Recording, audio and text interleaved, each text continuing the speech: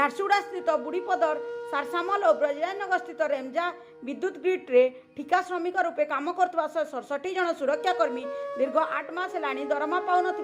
गत 28 तारिख जिलापाल ऑफिस संपर्क में अनशन बसी दीर्घ 4 दिन अनशन पर आज अनशनकारी मैंने एक 5 जणिया प्रतिनिधि दल सह जिलापाल सहित आलोचना करते आसंता 7 दिन मध्य से बकेया प्राप्य प्रदान कर प्रतिश्रुति देवापर सुरक्षाकर्मी मैंने अनशनर ओहरी तेरे सुरक्षाकर्मी मैंने 3 दिन अनशन बसी